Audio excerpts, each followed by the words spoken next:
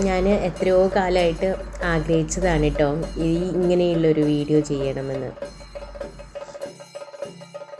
എനിക്ക് ഈ തമിഴ്നാട്ടിൽ നിന്ന് വരുന്ന പൂക്കളെക്കാളിലൊക്കെ ഇഷ്ടം നമ്മുടെ നാട്ടിൻപുറത്തുള്ള തെച്ചിയും തുളസിയും ഇതുപോലെയൊക്കെ ഇതുകൊണ്ട് ഉണ്ടാക്കുന്ന മാലകളാണ് കേട്ടോ.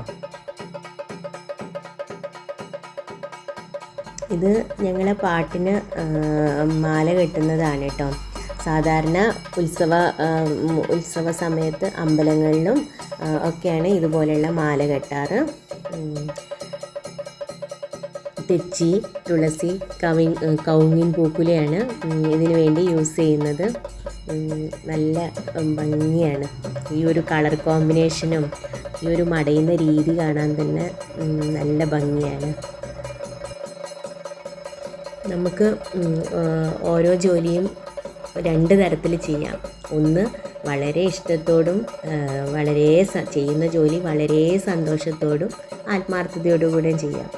രണ്ടാമത് ചെയ്യാന്ന് പറഞ്ഞാൽ ഇത് നമ്മളെ ജോലിയായി പോയില്ലേ എന്ന രീതിയിൽ ചെയ്യാം. ഈ മാല മടയുന്ന ആളെന്ന് പറഞ്ഞാൽ ഒന്നാമത്തെ ടൈപ്പാണ് കേട്ടോ. വളരെ ആ ഒരു ഫീൽഡിൽ ഡെഡിക്കേറ്റഡ് ആയിട്ടുള്ള ഒരാളെ പോലെ എനിക്ക് തോന്നിയത്. ഞാൻ പൂവ് മതിയാവുമോ എന്ന് ചെന്ന് ചോദിച്ചപ്പം കുറച്ചും കൂടെ പൂവുണ്ടെങ്കിൽ ഇനിയും നന്നായിട്ട് ചെയ്യാം എന്നുള്ള രീതിയിലാണ് പറഞ്ഞത്. അപ്പം അയാൾ ആ ഒരു ഫീൽഡിൽ ഭയങ്കര പാഷനുള്ള ആളാണെന്ന് എനിക്ക് മനസ്സിലായി. പിന്നെ പറഞ്ഞു അടുത്ത വർഷം ഞാൻ ഇതിനേക്കാളിലും കുറേ വെറൈറ്റി ആയിട്ടുള്ള മാലകൾ ചെയ്തു തരാമെന്ന്. കുറേ സമയമെടുത്തിട്ടാണ് കേട്ടോ ഈ മാലകളൊക്കെ കോർക്കുന്നത്.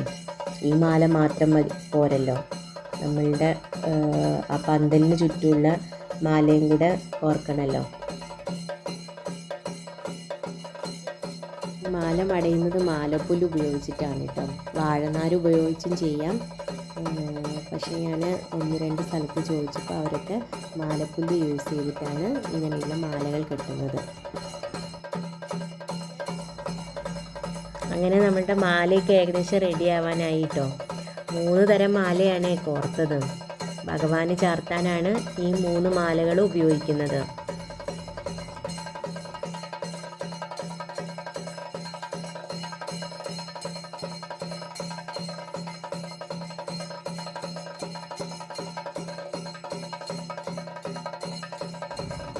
അങ്ങനെ 3 തരം മാലകളെല്ലാം കൂടെ വാഴയിലയിൽ അറേഞ്ച് ചെയ്തു കേട്ടോ.